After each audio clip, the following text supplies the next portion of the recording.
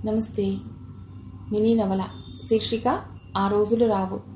రచన ఇచ్ఛాపురపు జగన్నాథరావు గారు. చదువుతున్నది రాధిక.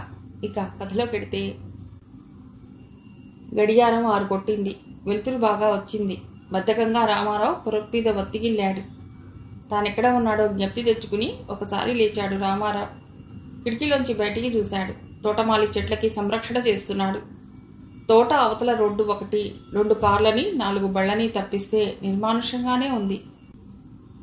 రాత్రి 12 అయ్యేసరికి తతంగం అంతా పూర్తయి అప్పుడు పడుకున్నాడు రామారావు.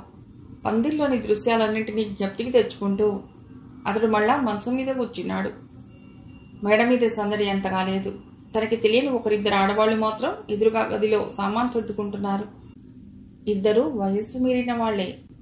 ఒక ఆమె మాత్రమే సకేశ. టూత్ బ్రష్ కోసం తడుముకుంటున్నాడు రామారావు. ఆ గది జియోగ్రఫీ అతడికి ఏమీ తెలియదు. రాత్రి తన సామాన్లు ఎక్కడ పెట్టారో కూడా అతడికి తెలియదు. ఎవరినైనా అడుగుదామంటే పూర్తిగా కొత్త ఇల్లు. కర్తవ్యం ఆలోచిస్తూ అతడిలాగే కొద్ది నిమిషాలు కూర్చున్నాడు. ఇంతలో ఎదురుగా టేబుల్ మీద అద్దము దువ్వెన చూసి లేచి తలదువ్వుకున్నాడు. అప్పుడే ఒక చెంబులో నీరు, అతడి టూత్ బ్రష్, పేస్టు పట్టుకొచ్చింది శ్యామల. గిరుక్కున వెనుదిరిగాడు. ఆమె గుమ్మం దాటింది. 5 ఏళ్ల కిందటి శ్యామలకి ఈ శ్యామలకి ఎక్కడా పొలికే లేదు. తల బట్టలు ఏర్పరచుకోకపోయినా యవ్వనపు మిసమిస ఆమెలో నుండి తొంగి చూస్తూనే ఉన్నది. రామారావు నిలబడదాం అనుకున్నాడు. కానీ అతడి శరీరంలో ఏదో నీరసంలాగా బలవంతంగా అతడిని కూర్చోబెట్టేసింది. అతడు చాలా మాట్లాడదాం అనుకున్నాడు. కానీ ఒక్క మాట అతడి పెదవులు దాటి పైకి రానేలేదు. అతడు టూత్ బ్రష్ నోటిలో పెట్టుకుని బయటకు వచ్చేసరికి శ్యామల మెట్లు దిగి వెళ్ళిపోతున్నది. తన బలహీనత్వానికి తానే నవ్వుకుని రామారావు పళ్ళు దోముకుని మొహం కడుక్కున్నాడు. మళ్ళా వచ్చి టేబుల్ దగ్గర కూర్చుని అక్కడి సౌందర్య పరికరాలన్నీ పరీక్షిస్తున్నాడు. శ్యామల కాఫీ తెస్తుందేమోనని అతడి కాస లేకపోలేదు. అలా జరిగితే ఈసారి తప్పక ఆమెతో మాట్లాడాలని అతడు అనుకున్నాడు. తలుపు దోసుకుని లోనికొచ్చాడు ప్రకాశం. కళ్ళన కాటుక, వంటిని పసుపు గుర్తులు అతన్ని పెళ్లికొడుకుగా తెలియజేస్తూనే ఉన్నాయి. మొహం కడుక్కున్నావురా అన్నాడు చిరునవ్వుతో ప్రకాశం. తాను చిరునవ్వుతోనే కడుక్కున్నానన్నాడు. ప్రకాశం పూర్వంలాగానే హాస్యంగా, శ్యామలని నీకు నీళ్లు తెచ్చి ఇమ్మన్నాను, అంతా నవ్వారు, పంతానికని పట్టుకొచ్చింది, నిద్ర లేపిందా అన్నాడు. రామారావు కొంచెం సిగ్గుగా నవ్వుతూ, అదేమీ లేదులే, నేను లేచే ఉన్నాను, గుమ్మం దాటవన్నీ కింద పడేసి తుర్రుమన్నది అన్నాడు. ఇద్దరూ ఈసారి నవ్వుకున్నారు. దానికేం గాని రామో, ఇంత ఆలస్యంగా వచ్చావేమిరా? మీ సెలవులు వారం కిందటి నుండే కదా. నువ్వు నిన్న ముహూర్తం వేళకే సరిగ్గా వస్తావనుకోలేదు. అందుకే టెలిగ్రామ్ ఇవ్వలేదు. అంత ఆలస్యం ఎందుకయింది? రామం తల వంచుకున్నాడు. అలాగే అశ్రద్ధ అయిపోయిందన్నయ్యా, పొరపాటేలే, నీకు రాద్దాం అనుకున్నాను, తీరికే లేకపోయింది అని మాత్రం అన్నాడు. దానికేంలే, నిన్న వాళ్ళంతా నువ్వు రావనుకున్నారు. ఏవైనా వయస్సు వచ్చాక అన్నదమ్ములా అని వాళ్ళ అనుమానం. నాకు తెలిసిననుకో. సరే, రాత్రి సరిగా నిద్రపట్టిందా? పద, కాఫీ తాగొద్దాం, వాళ్ళంతా నీకోసమే చూస్తున్నారు. వాళ్ళిద్దరూ మేడ దిగి అందరూ పలహారాలు చేస్తున్న చోటికొచ్చారు. కాఫీ, ఉప్మాలతో పాటు ఇడ్లీ కూడా తింటూ అందరూ పెద్దగా బాతహాని కొడుతున్నారు. రామంతో ప్రకాశం రావడంతో కొంత సద్దు తగ్గింది. మా తమ్ముడు, చెప్పానుగా లా చదువుతున్నాడని అని కొంతమందికి పరిచయం చేశాక ప్రకాశం అతడి లోపలికి తీసుకెళ్లాడు. అక్కడ 10-12 మంది బహుశా వాళ్ల కోసమే ఎదురు చూస్తున్నారు. వాళ్ళంతా ముఖ్య బంధువులని గ్రహించాడు రామం. రావోయ్, కూర్చో. అన్ననే మర్చిపోయావేమిటి? అతడు బెగ్గబెట్టుకున్నాడనుకో. ఆ పీట మీద కూర్చో. ప్రకాశం, నువ్వు ఆ పీట మీద కూర్చోబోయ్. అతను పీట మీద కూర్చున్నాడు. ఈయన రాము మావగారు అని ప్రకాశం పరిచయం చేశాడు. తర్వాత అందరినీ పరిచయం చేశాడు. మరదలిక్కడ లేదులే, అయినా ఉదయం పరిచయం అయిందిగా. అంతా నవ్వారు. శ్యామల సావిత్రికి చెల్లెలేమీ కాదు. కానీ తన సహజమైన చిలిపితనంతో సావిత్రికి ఆ 2 రోజుల్లోనూ అంతకన్నా సన్నిహితురాలైంది. ఉదయం విషయం తవ్వి కాస్త నవ్వుకోవడానికే ప్రకాశం అలా అన్నాడు. అయితే లా చదువుతున్నావా? ఎన్నో సంవత్సరం? ప్రకాశం మామగారు కృష్ణారావు గారు అడిగారు. 1వ సంవత్సరం అయింది. నువ్వు ఇంటర్ ఎక్కడ చదివావు? విశాఖపట్నంలోనే. అయితే మా అమ్మాయిని నువ్వు ఇంతకు ముందే ఎరుగుదు అన్నమాట. తెలియదండి, నాకు జూనియరో సీనియరో ఇవ్వుంటుంది. ఆ మాట నిజమైనా అతడి సత్యాన్ని అంగీకరిస్తే తనకు ఆమె తెలుసుననే చెప్పి ఉండవలసింది. తర్వాత కొంచెంసేపు బాతకాని అయ్యాక అందరూ ఊరేగింపుకి బయలుదేరుతున్నారు. తలనొప్పిగా ఉందని చెప్పి రామారావు తన గదికి వచ్చి పడుకున్నాడు. వస్తూ ఉంటే దారిలో సావిత్రి ఎదురైంది. తల వంచుకుని వెళ్ళిపోయింది. అతడు నడక శీఘ్రతరం చేశాడు. ఇల్లంతా నిశ్శబ్దంగా ఉంది. ఆ కొత్త వాతావరణం బాగా అలవర్చుకునేదాకా అతడికి తోచలేదు. లేచాడు. కిటికీలోంచి చూశాడు. కొంతమంది చుట్టాలు వెళ్ళిపోతున్నారు. ఊరేగింపు సాగుతోంది. అతడు వెనుదిరిగాడు. గది ఎవరో శుభ్రం చేసి పెట్టారు. గోడలని చాలా ఫోటోలు అవి ఉన్నాయి. ఒక మూలగా రేడియో ఉంది. ఏమీ తోచక అతడు రేడియో ట్యూన్ చేశాడు. ఏదో పాశ్చాత్య సంగీతం వస్తోంది. శ్రవణపేయంగా ఉంది. సిగరెట్ ముట్టించి పొగ వదిలాడు. కొంచెం ఉత్తేజం అనిపించింది. గదిలో అటు ఇటు పచారు చేస్తున్నాడు. షెల్ఫ్లో చాలా పుస్తకాలున్నాయి. ఒకటి మధ్యది తీశాడు. మాఘంది. పేజీలలో అండర్లైన్లు మార్కులు పెట్టేశాడు.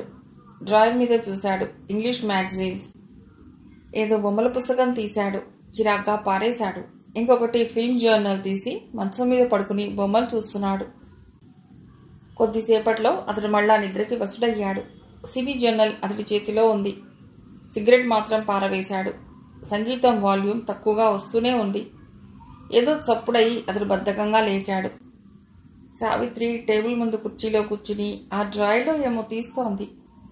అతని గుండెలు కొట్టుకుంటున్నాయి. ఆ శబ్దం ఆమెకు వినపడకుండా ఈ పక్కకి తిరిగి అతడు బలవంతాన కళ్ళు మూసుకున్నాడు. మధ్యాహ్నం భోజనం చేసి నిద్రపోయాడు రామం. ఆ గది అతడికి ప్రత్యేకంగా వదిలేశారు. అతడు లేచేసరికి 4 దాటింది. ఎదురుగా సబ్బు, తుబాలు, నీళ్లు ఉన్నాయి. మొహం గడుక్కుని బట్టలు మార్చుకున్నాడు. అతడు కాఫీ కోసం ఏమిటి చేయడం అని ఆలోచిస్తుంటే శ్యామల కనిపించింది. పిలిచాడు. కాఫీ కోసమని కాదు, ఆమె కోసమని. శ్యామల వచ్చి గుమ్మం దగ్గర నిలబడి కొంటెగా ఏ అంది. రామారావు ధైర్యం అంతా కరిగిపోతోంది. చిన్నగా నవ్వుతూ షికారుకు వస్తావా, బీచ్కి పోదాం అన్నాడు. కానీ వెంటనే నాలుగు ఖర్చుకున్నాడు. హద్దు అతిక్రమించి ప్రవర్తించానేమోనని. నీతోనే నే రాను అంది. ఆ మాటలంటూ ఆమె చిరునవ్వు నవ్వింది. కానీ అతడు ఆ విషయం గ్రహించలేదు. ఈ సంఘటన ఏమాత్రం గొప్ప అపజయమో అతడు తెలుసుకునే లోపున శ్యామల వెళ్ళిపోవటం జరిగింది. రామారావు మాత్రం ఆమె సమాధానంలో ఏమైనా అంతరార్థాలు ఉన్నాయా అని ఆలోచిస్తున్నాడు. ఇంతలో ఎవరో వంట బ్రాహ్మణుడై ఉంటాడు. కాఫీ పలహారము తెచ్చి ఇచ్చాడు. కాఫీ ముగించి రామారావు మెట్లు దిగేసరికి బంతులాట జోరుగా సాగుతోంది.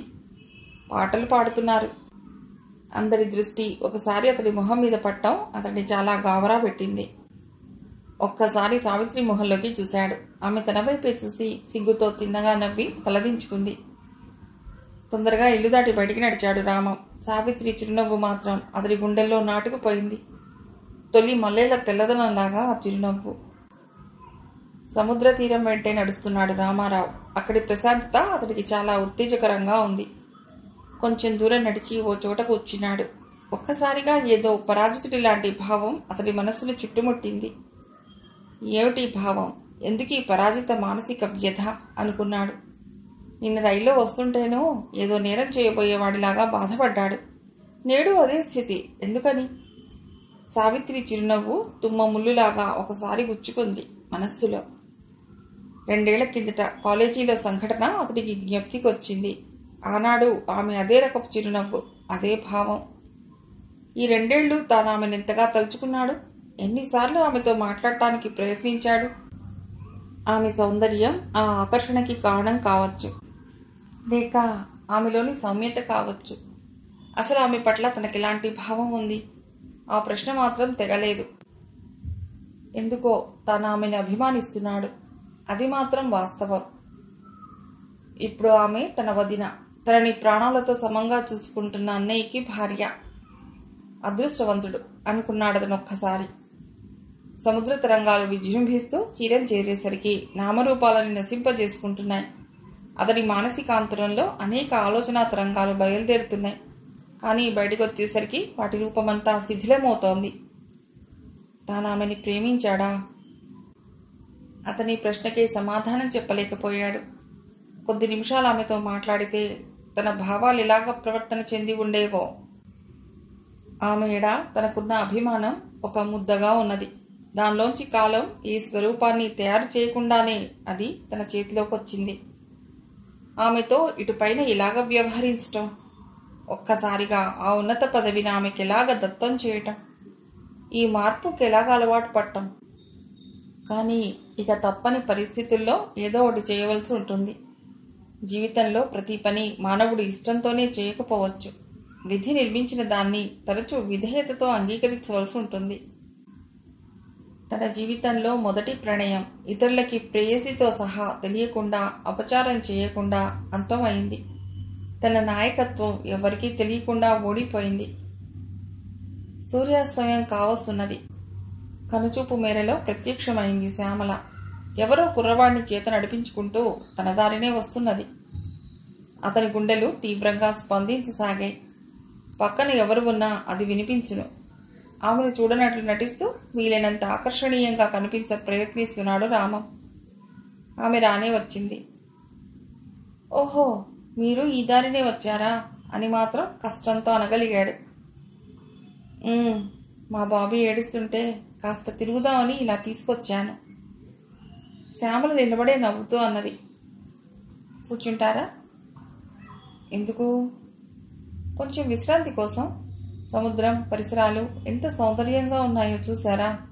కూర్చుంటే ఇంకా బాగుంటుంది. అది సరే గాని అండి ఎప్పటి నుండి? రామం తన నిద్రలోనే ఉండిపోయాడు. అది గ్రహించుకుని సిగ్గుపడ్డాడు. మరిచానులే, అయినా చాలా పెద్దదానివయ్యావుగా, ఏమంటే కోపం వస్తుందేమోనని. నీ బడాయిలు కట్టిపెట్టేయబోయ్. సరే కానీ ఇక్కడెందుకు కూర్చున్నావు? ఏ యువకుడైనా భవిష్యత్తు కోసం ఎంతో చక్కగా ఉపయోగించుకోవలసిన పనికిరాని ప్రశ్న. రామారావు చాలా తెలివైన ప్రేమికుడు కాదు, ఎక్కువ పాలు వేదాంతి. శ్యామల కూర్చుని అజాగ్రత్తగా ఇసుకలో చేరబడి మీదికి రాజూస్తూ రాలేకపోతున్న సముద్ర తరంగాలని చూస్తోంది. ఏముంది, చెప్పానుగా విశ్రాంతి తీసుకుంటున్నాను. చెప్పానుగా ఇక్కడ చాలా బాగుందని. చిలిపిగా నవ్వింది శ్యామల. ఏమీ జవాబు ఇవ్వకుండా అలాగే అందంగా కూర్చుని సముద్ర తరంగాల వైపు చూస్తూ ఆనందిస్తోంది. బాబీ ఇసుక మేడలు కడుతున్నాడు. రామారావు ఒక సందేహంలో పడ్డాడు. శ్యామల ఆ దారిన రావటము, అక్కడికి వచ్చి కూర్చోవటము ఆమె తనని కలుసుకోవటం కోసం ప్రయత్నించి జయించిందని సూచిస్తున్నాయి. తాను ఆ విషయంలో ఊరుకుంటే ఏమనుకుంటుంది? అంచేత చాలా ఆలోచించి ఆమెకి కొంచెం దగ్గరగా జరిగి, ఏమిటి ఆలోచిస్తున్నావు శ్యామల అన్నాడు. చాలాలే, అయినా నీకెందుకు, కెరటాలని చూస్తూ ఆడుకో, ప్రియురాలు కనిపిస్తుంది అంది. కాలం నష్టపోకుండా కనిపిస్తూనే ఉంది అన్నాడు సగం ధైర్యంగా రామారావు. ఎక్కడా? అతడు నవ్వాడు. కానీ హఠాత్తుగా ఆమె ముఖాన్న చిరునవ్వు మాయమైంది. అతని గుండె ఆగినట్లయింది. మగవాళ్ళకి ఒక జబ్బు ఉందోయ్, ఏకాంతంగానో మరి ఎలాగైనా సరే ఎవరైనా అమ్మాయి కనిపించిందనుకో, దానితో ఏదో ప్రణయవల్లని ప్రారంభించడానికే ప్రయత్నిస్తారు. ఒక్క సినిమాలోనే ఇది తప్పదు. మాట్లాడిన ఆడదల్లా. శ్యామల ముఖం వివర్ణమైంది. తన పని అంత తప్పు అని అతడు అనుకోలేదు. ఆమె కింది పెదవి వణుకుతోంది. ఇక్కడ ఒక కొత్త స్త్రీ రూపమే ప్రత్యక్షమైంది. అతడి జీవితం సంబంధించినంత వరకు కేవలం స్నేహం కోసం ప్రయత్నించే స్త్రీ. ఒక్కసారిగా ఏదో నేరం చేసినట్లయింది అతడికి. ఆమె కళ్ళ నుండి నీరు వస్తుందనుకున్నాడు. కానీ అదృష్టవశాత్తు అదేమీ జరగలేదు. శ్యామల ఒక్కసారి లేచి నిలబడింది.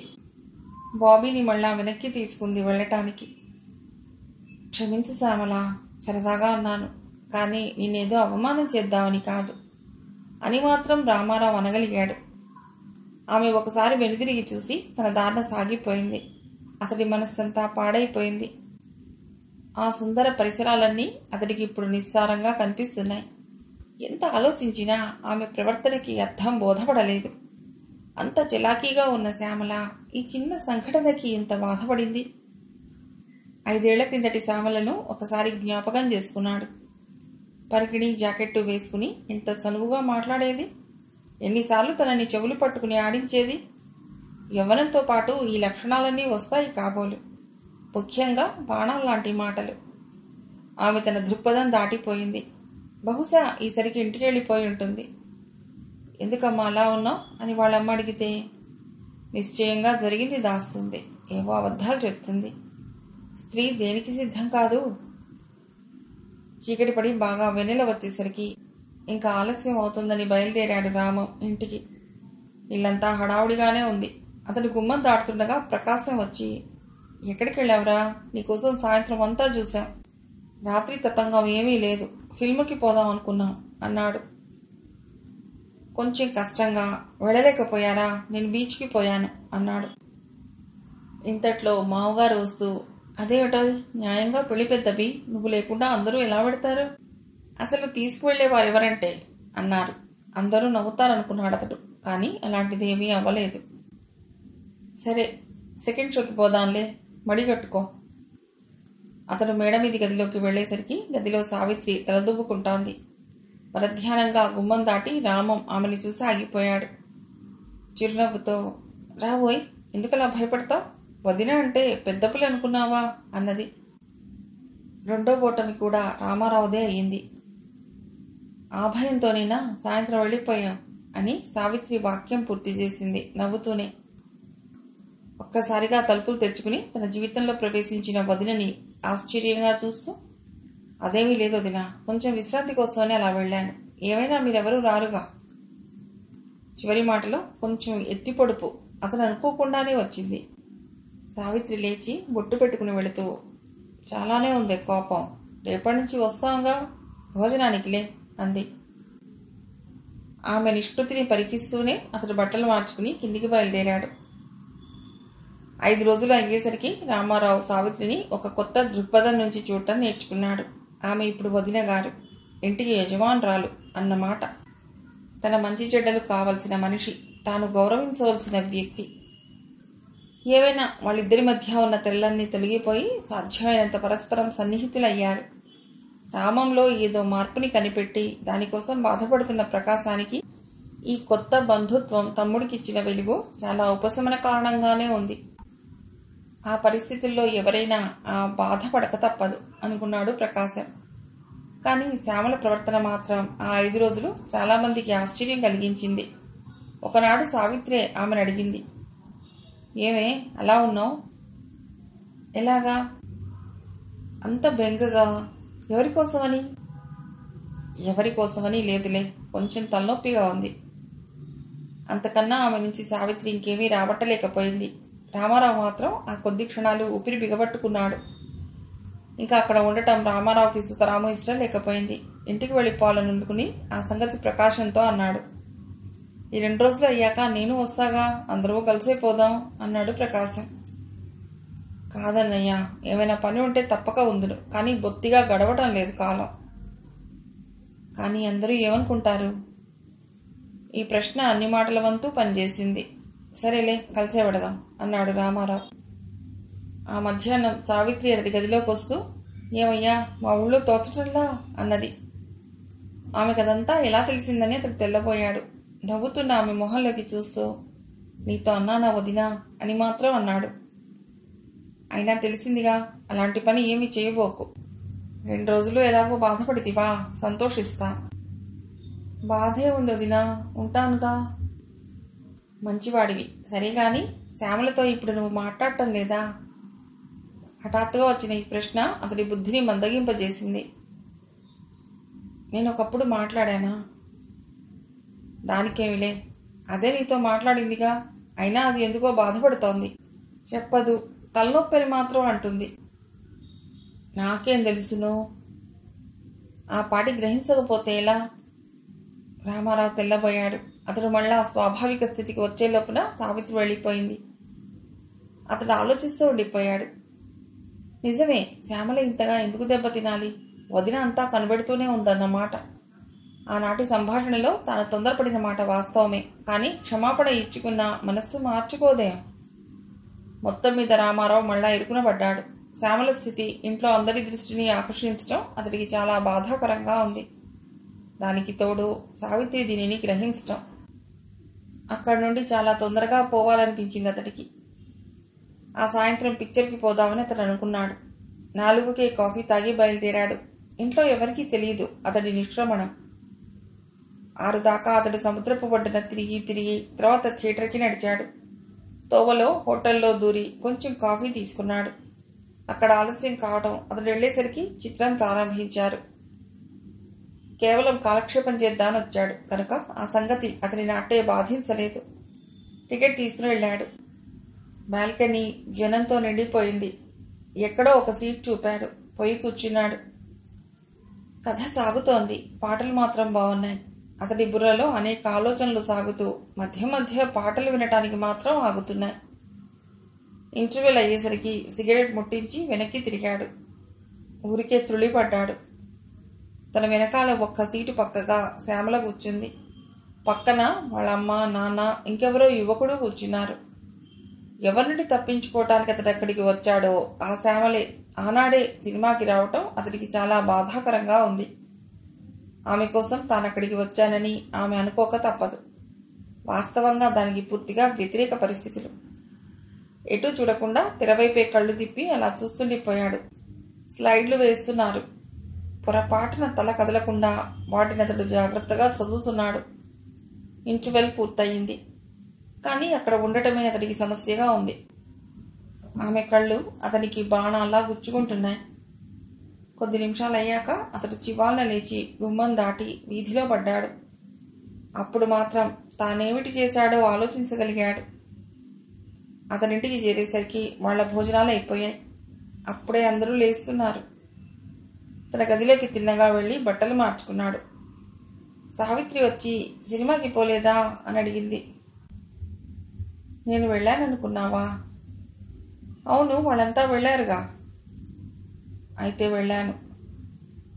మరి నీవింత వేగంగా వచ్చేసావే? తలనొప్పి వచ్చి. వాళ్ళెవరూ కనబడలేదు. కనిపించారు. ఇహ ఏమీ అనకుండా సావిత్రి వెళ్ళిపోతూ భోజనానికి రమ్మని చెప్పి పోయింది. ఎందుకు ఈ విషయాన్ని ఇంత పట్టుపట్టి అడుగుతోందో రామారావుకి బోధపడలేదు. మర్నాడు అతడు లేచేసరికి బాగా చీకటి ఉంది. చాలామంది చుట్టాలు వెళ్ళిపోవటానికి సన్నాహాలు చేసుకుంటున్నారు. ఇల్లు కాస్త సందడిగానే ఉంది. మేడ మీద మాత్రం చాలా నిశ్శబ్దంగా ఉంది.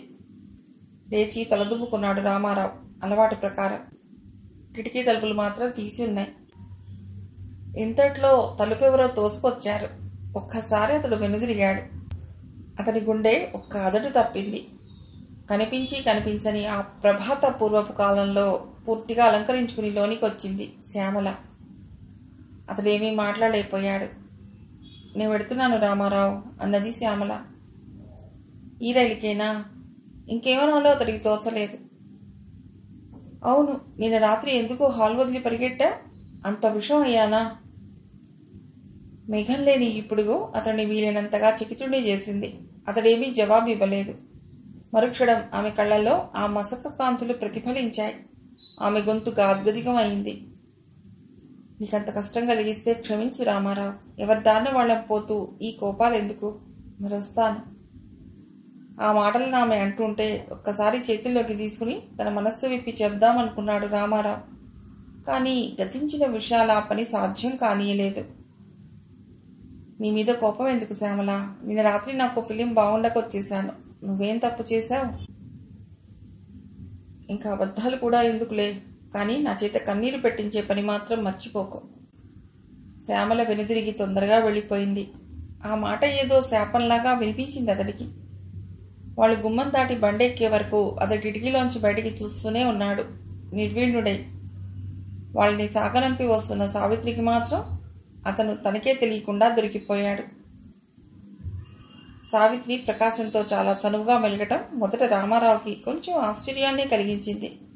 ఎవరి మట్టుకు వాళ్ళు కొంత వ్యక్తిత్వం ఉన్న జీవితాలను గడిపాక అంత వేగంగా ఒకరి కోసం ఒకరు చిన్నమైన కొన్ని త్యాగాలను సర్దుబాట్లను ఎలా చేసుకున్నారో అతడికి అంతుపట్టలేదు.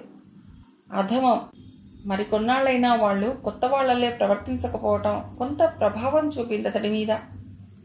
పెళ్ళై 1 నెల అయింది. సావిత్రిని తీసుకుని వచ్చేశాడు ప్రకాశం. వంట మనిషి చేతికూడు ఇంకా ఎన్నాళ్ళని? ఈ మార్పు రామారావు జీవితంలో చాలా మార్పుని తీసుకురాలేదు. కాకపోతే ఇప్పుడు వదిన వండుతోంది. ఇంట్లో మాట్లాడటానికి మరో మనిషి ఉన్నది.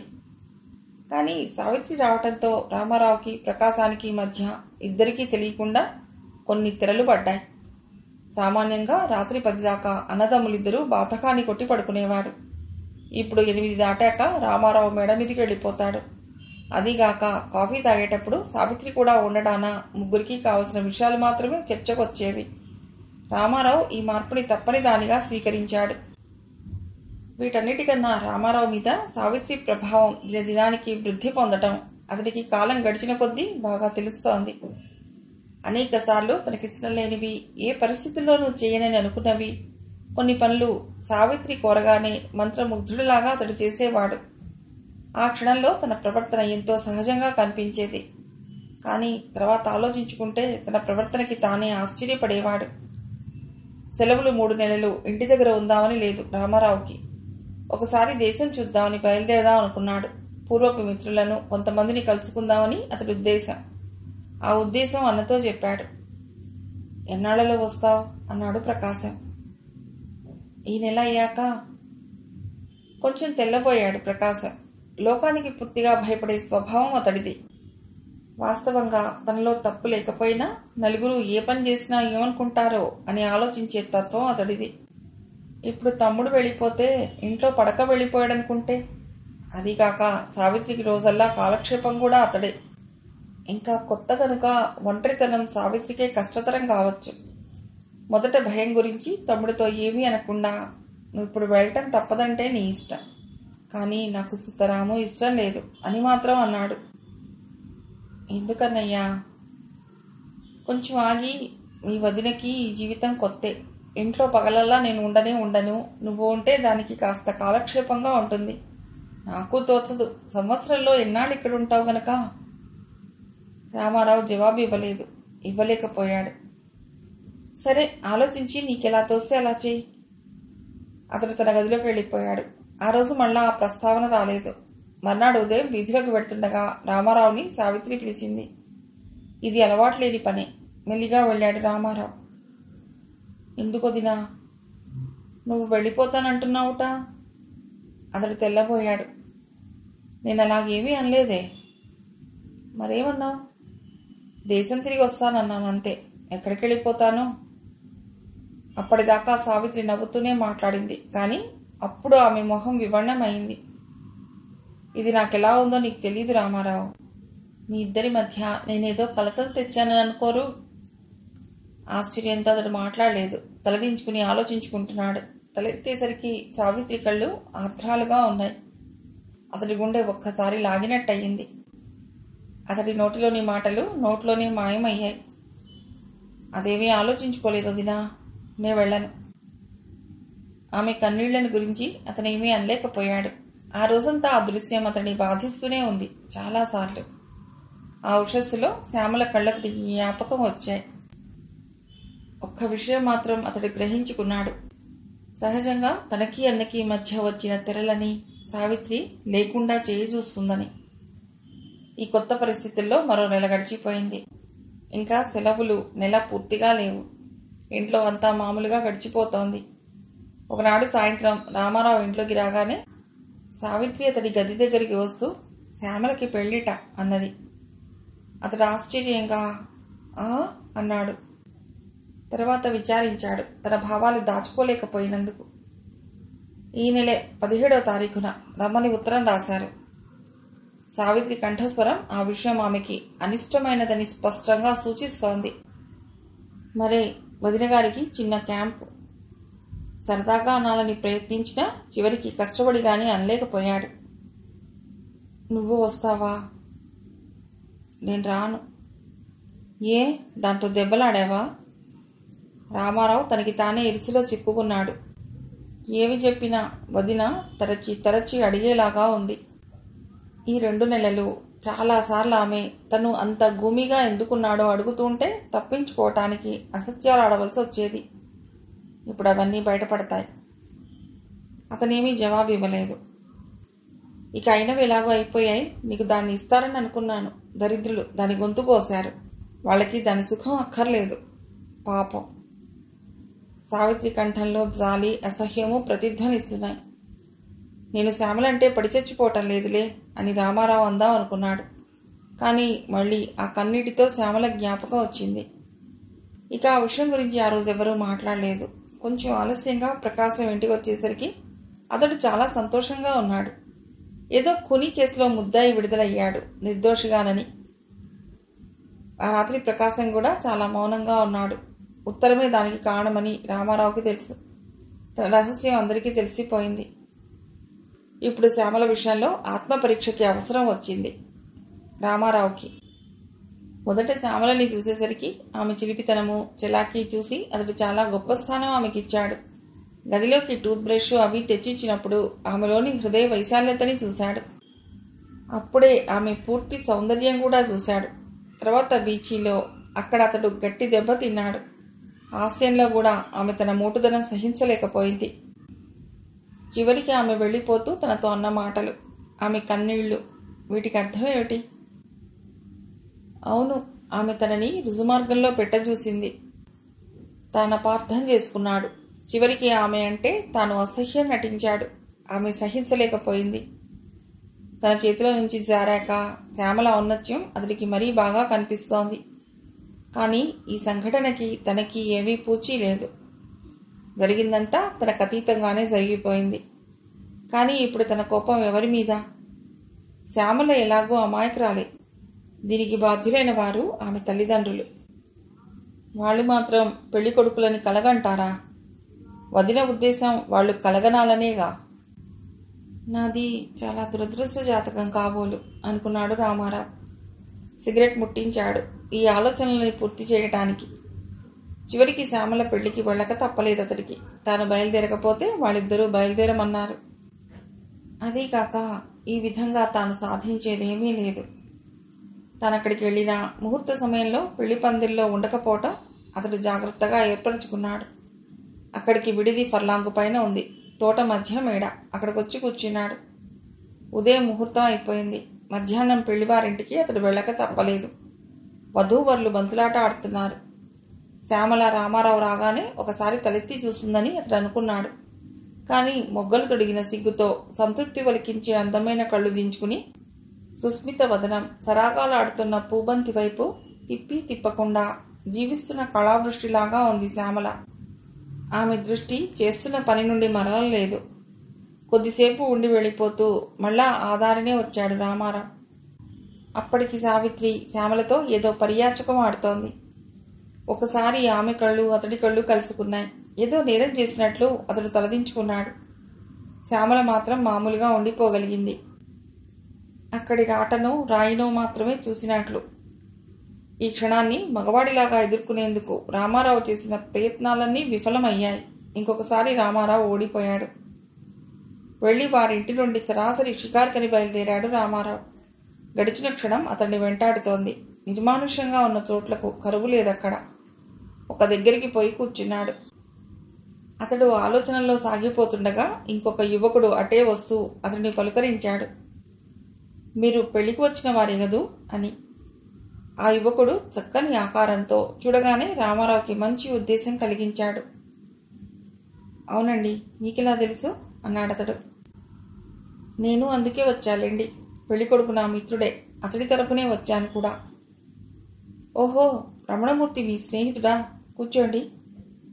ఇద్దరు సంభాషణకి ఉపక్రమించారు. వేణుగోపాల్ మొదట దరిద్ర భారతంలో వివాహం ఖర్చులు ఇంత ఉండటాన్ని గురించి లెక్చర్ చేశాడు.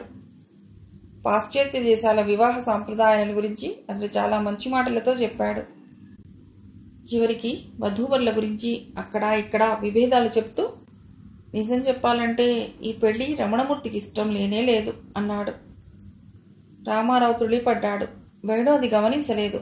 అది తెలిసి కొంచెం కుదుటపడ్డాడు. వాళ్ళ ఫాదర్ ప్రెస్ చేశాడు. ఈ సంబంధం వద్దని వీడి వాదన. కారణం చెప్పడు. చివరికిలా పాపం ఆ అమ్మాయి గొంతు కోస్తాడు కాబోలు. ఎలాగో సంభాషణ ఇంకో విషయం మీదికి మరలేసరికి రామారావు కొంచెం తేలికపడ్డాడు. వేణు తన స్టడీస్ గురించి చెప్తూ ఇంటర్ అయ్యాక వాల్తేరులోనే డిగ్రీ చదవాలని ఉందన్నాడు. చాలా బాగుంది. మీరు ఎకనామిక్స్ తీసుకోండి, మంచి ప్రాస్పెక్ట్స్ ఉంటాయి అన్నాడు రామారావు.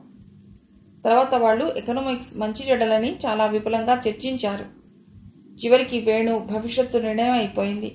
రిజల్ట్స్ రాగానే అప్లై చేయడానికి నిశ్చయించుకుని వేణు రామారావు లేచారు. ఒకళ్ళ అడ్రస్ ఒకరు తీసుకున్నారు. ఆ రాత్రి రామారావు వేణుని పదే పదే జ్ఞప్తికి తెచ్చుకున్నాడు. అతని చక్కని సంభాషణా తీరు, దైహిక సౌందర్యము అతడి మనస్సులో నాటిపోయాయి. మంచి మిత్రుడి కలుసుకున్నాను ఈరోజు అనుకున్నాడు రాత్రి నిద్రపోబోతూ రామారావు. వదినతో వాదించడం రామారావుకి శక్తికి మించిన పని. ఆమెలోని ఏ శక్తి అతడిని అంత విధేయుడుగా చేసిందో కష్టంతోనైనా అతడు గ్రహించలేకపోయాడు.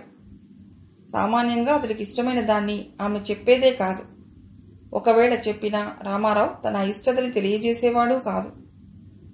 అలాంటి ప్రవర్తనకి ఒక్కనాడు మాత్రం రామారావు మార్పు తెచ్చాడు. ఆనాడు అతడు గదిలో కూర్చుని ఖాళీగా ఆలోచిస్తున్నాడు. ప్రకాశం ఆఫీస్కి వెళ్ళిపోయాక సావిత్రి అతడి గదిలోకి వస్తూ, ఏమిటి రామారావు ఆలోచిస్తున్నావు అని అడిగింది ఒక కుర్చీలో కూర్చుంటూ. ఏముంటుందో దినా, సెలవులు వస్తున్నాయి, ఒక పుస్తకమైనా చదవలేదు, అంత పని నెత్తిమీద వేసుకువచ్చాను అని. సావిత్రి నవ్వుతూ, ఇంకేమిటి చదువులే, బెంగలో పడిపోయావు అంది. ఎందుకు బెంగ? పెళ్లి కోసం. ఇంకా నవ్వుతూ ఉంది సావిత్రి. రామారావుకి నవ్వు వచ్చింది. గడిచిన రోజుల్లో తన ప్రవర్తన ఎవరికైనా విరహంలో పడినట్లే సూచిస్తుందని అతను అనుకున్నాడు. అయితే విరహం ఎవరి కోసం? అంతట్లో ఒకసారి నవ్వు ఆపి, నీ పెళ్లి ఈ ఏడు చేస్తాను అంది, సగం హాస్యం సగం సీరియస్నెస్తో. ఇప్పుడు పెళ్ళే తక్కువైంది, అవతల పరీక్ష పాస్ అవ్వకపోతే పెద్ద పెళ్ళి అవుతుంది. అదంతా సరేలే, నేను నిజంగా చెప్తున్నాను, మీ అన్నయ్యకి ఇలాగా బాధ్యత తప్పదుగా, చక్కటి పిల్లని వెతికి కట్టేస్తా. మళ్ళా సావిత్రి నవ్వుతోంది. రామారావు సమాధానం ఇవ్వటానికి వీల్లేకపోయింది. మా చెల్లెలు వస్తే అప్పుడు మమ్మల్ని మర్చిపోతావు కదూ రామారావు? నన్ను కాకపోతే మీ అన్నమోహన్ చూసైనా కాస్త ఆలోచిస్తావా? ఆ మాటలు పూర్తిగా వేళాకోళం కాదని రామారావుకి ఆమె కంఠస్వరమే చెప్తోంది. పెళ్లి చేసుకుంటే విడిపోక తప్పదా వదినా? నువ్వేం చేస్తావు పాపం, మా చెల్లెలు బట్టి ఉంటుంది. అర్థమైనట్లు చూశాడు రామారావు. సర్లే, ఎవరన్నా వింటే నవ్విపోతారు. ఆలు లేదు చూలు లేదు, కొడుకు పేరు సోమలింగడు అన్నట్లు. ఇదంతా పెళ్ళయ్యాకగా, అప్పుడు ఆలోచిద్దాం. రామారావు ఇక నిశ్శబ్దంగా ఉండిపోలేకపోయాడు. ఈ 2 ఏళ్ళు అయ్యేదాకా పెళ్లి మాట ఎత్తొద్దు వదినా. మళ్ళా ఆమె నవ్వుతోంది. తను చెప్పే విషయంలో గాంభీర్యం ఉందని అతను చూపలేకపోతున్నాడు. ఆలోచిద్దాంలే. సావిత్రి వెళ్ళిపోయింది. రామారావు సిగరెట్ ముట్టించాడు. 3 నెలల సెలవులు అయిపోయాయి. ప్రయాణానికి అన్నీ సిద్ధం చేసుకున్నాడు రామారావు. ఈ 3 మాసాల్లోనూ అతడి జీవితంలో కలిగిన మార్పులు ఒకసారి అతడిని ప్రయాణానికి విముఖుడిగాను, మరొకసారి పూర్తిగా సుముఖుడిగాను చేస్తున్నాయి. మళ్ళా హోటల్ భోజనము, ఒంటరి జీవితము గడపాలనే విషయం అతడికి కష్టంగానే ఉంది. కానీ ఆ ఇంట్లో ఎలాగూ తాను ప్రాముఖ్యతలో తగ్గాననే విషయము, తన పోయిన స్వేచ్ఛ అతడికి కాలేజీలో ఎక్కువ సౌఖ్యాన్ని చూపిస్తున్నాయి. ముఖ్యంగా స్నేహితులు. రేపు బయలుదేరుతాననేసరికి మాత్రం రామారావు మనసు కొంత బరువయింది. ఇంతకుముందు వెళ్ళిపోయే ఉదయాన్న కూడా కష్టంగానే ఉండేది. అప్పుడిలాంటి ప్రయాణాలు చాలా అలవాటుగా చేయగలిగేవాడు. కానీ ఈనాడు కొత్త బంధుత్వాలు అతడిని బంధిస్తున్నాయి. అభిమానంతో తన మంచి చెడ్డలు చూసే వదినకి దూరం అవ్వటం అతడికి చాలా కష్టంగా ఉంది. ప్రయాణానికి అన్ని సిద్ధం చేసుకున్నావా? హోల్డాలు, సూట్ కేసు, క్యాంప్ కాటు ప్రయాణానికి సిద్ధమైనాయి. వాటిని చూస్తూనే వదిన అడిగింది. వాటిని చూస్తూనే రామారావు, మరి రేపు వెళ్ళాలిగా అన్నాడు. వెళ్ళాక కాస్త వదినని కూడా జ్ఞాపకం పెట్టుకో అమ్మా, పూర్తిగా మర్చిపోక. ఎందుకు మర్చిపోతాను దినా?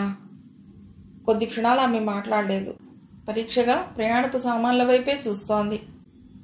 విషయాలు కూడా ఇవ్వని వ్యధని కొన్నిసార్లు వాటి సూచనలు ఇస్తాయి. సావిత్రి కళ్ళు ఆ విషయాన్ని చెప్తున్నాయి.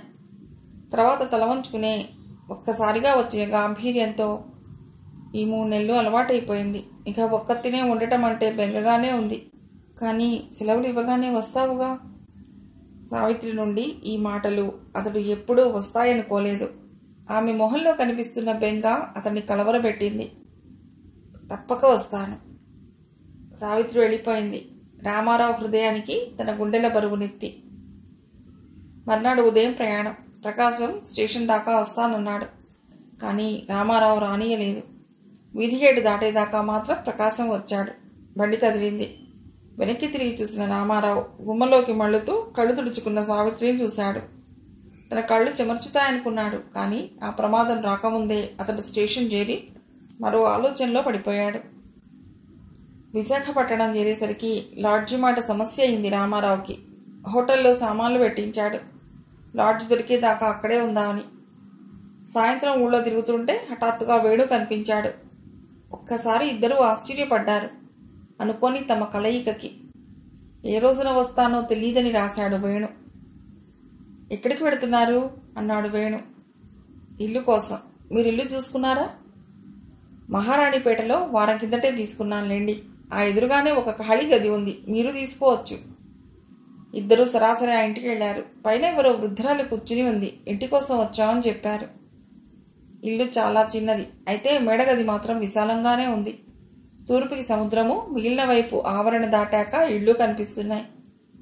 ఆమె ఉంటున్న వాటా కాక ఖాళీగా ఉన్నది ఆ గది ఒక్కటే. చాలామంది అడిగినా ఆమె ఇవ్వలేదట. వృద్ధురాలు రామారావు వృత్తాంతం అంతా అడిగాక 20 రూపాయలు అద్దె అని చెప్పింది. రామారావు అడ్వాన్స్ ఇచ్చి తాళం తీసుకున్నాడు. మీరింటికి వెళ్ళండి, నేను హోటల్కి పోయి సామాన్ తెచ్చుకుంటాను అన్నాడు రామారావు తమ నూతన పరిచయం మనసులో పెట్టుకుని. వేణు అంగీకరించక, నేను వెళ్ళి చేసేదే ఉంది, పదండి అన్నాడు. సామాన్ తెచ్చాక అది సర్దటంలో వేణు చేయగలిగిందంతా చేశాడు. రాత్రి భోజనానికి హోటల్కి వెళ్ళనివ్వక రామారావుని తన ఇంటికి తీసుకెళ్లాడు. రేపటి నుండి మీకెలాగూ హోటల్ భోజనం తప్పదుగా అంటూ. ఆ సంధ్యా సమయంలో మొట్టమొదట రామారావు వేణు ఇంటి గుమ్మం దొక్కాడు. గుమ్మం దాటగానే సావళ్లో కూర్చుని చదువుకుంటున్న అమ్మాయి లేచి రండి అన్నది. ఆమె ప్రవర్తన రామారావుకి చాలా ఆశ్చర్యమే కలిగించింది. చెల్లెలు పద్మ అని పరస్పరం రామారావుని పద్మని పరిచయం చేశాడు వేణు.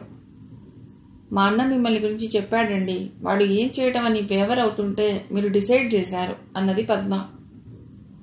దానికేముందిలేండి, ఎలాగో తెలిసేదేగా అన్నాడు రామారావు. అతడి దృష్టంతా ఆ అమ్మాయి పోతపోసిన విగ్రహం లాంటి దైహిక సౌందర్యం మీదే ఉన్నది. ఆమె ముందు రామారావులో ఉన్న బిడియము, పిరిగితనము త్వరగా కరిగిపోతున్నాయి. రాత్రి భోజనానంతరం ముగ్గురు మళ్ళా సంభాషణ ముగించేసరికి వాళ్లలో ఎవరూ ఎవరికీ దూరంగా ఉండిపోలేదు. మర్నాడు ఆ మర్నాడు రామారావుకి మిత్రుల పునఃసంగమంతో అయిపోయింది. వేణు చేరాడు. అతడు తన స్నేహితులను పరిచయం చేసుకున్నాడు. వారం రోజులు గడిచేసరికి రామారావు ఇంటి పట్టున రోజులో కొంచెం సేపైనా ఉండగలిగాడు. ఒకనాడు అతను నిద్రలేచేసరికి గదిలో ఎవరో పాపాయి తన జోళ్లతో ఆడుకుంటున్నాడు.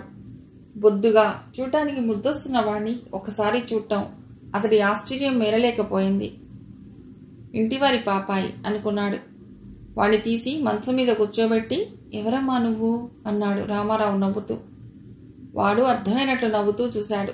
2 నిమిషాలు వాడితో ఆడుకునేసరికి ఒక ఆమె అతడి గదిలోకి వచ్చి అతడిని చూసి తెల్లబోయి నిలబడి, ఇక్కడున్నావా, ఇల్లంతా వెతికాను అన్నది కొంచెం సిగ్గుగా. ఆమె వాడి తల్లని అతడు అనుకోలేకపోయాడు. కానీ ఆమె ముఖంలో ప్రతిఫలిస్తున్న ఆతృత, ఆ సంతసము అతనికి అనుమానం తగ్గిస్తున్నాయి. లేచేసరికి ఆడుకుంటున్నాడు ఇక్కడ అని మాత్రమని అతడు లేచాడు మంచం మీద నుండి. ఆమె వాడిని తీసుకుంది. తొందరగా దిగి వెళ్ళిపోయింది. ఇంతలో ఇంటి ఆవిడ అతడి గదిలోకి వస్తూ, నీ గదిలోకే బాబొచ్చాడు, దాని మతిపోయింది అన్నది. అవునండి అన్నాడు రామారావు. నీకేమైనా అవసరం ఉంటే నన్ను అడుగుతూ ఉండు బాబు, కొడుకులాంటి వాడివి, ఏదో అద్దె ఇల్లు అనుకోకు అన్నదామె. ఈ భాషణ అతడికేమీ బోధపడలేదు. ఒక్కసారిగా ఆమెకి తన మీద ఇంత అవ్యాజ్యమైన ప్రేమ ఎందుకో. అలాగేనండి అని మాత్రం అనగలిగాడు. నాకు ఈ పిల్ల ఒక్కతేను, వాడు మనుమడు. అది చచ్చిపోయి 2 ఏళ్లయింది నాయనా. ఇది కళ్ళల్లో బొత్తులు పెట్టుకుని పెంచుతోంది. అల్లుడికి ఏమీ అక్కర్లేకపాయే. అతను జవాబు చెప్పేలోగా ఆమె వెళ్ళిపోయింది. ఆ సాయంత్రానికి ఆ అమ్మాయి పార్వతని, పాపాయి హరి అని తెలిసింది రామారావుకి. ఆ రాత్రి మామూలుగా 7 గంటలకు ఇంటికి వచ్చేసరికి వరండాలో పార్వతి కూర్చుని ఏదో చదువుతోంది. పాపాయి చాప మీద కూర్చుని ఆడుతూ రామారావుని చూసి తొందరగా పాకొచ్చాడు దగ్గరికి. చేతులు చాచి వాణ్ణి ఎత్తుకుని మీదకు తీసుకెళ్లాడు రామారావు. అతనికి తెలియందేమిటంటే ఎన్నో నాళ్ల సావాసం ఉన్నట్లు హరి తన దగ్గరికి రావటానికి కారణం. కొంతసేపు పోయేదాకా ఆడుకున్నాడు రామారావు హరితో. ఇంతట్లో మెట్ల మొదట నిలబడి, వస్తావా హరి, నిద్రపోదుగాని అని పార్వతి కేక పెట్టింది. హరి కేక వచ్చిన వైపు కళ్ళు పెద్దవి చేసి చూశాడు.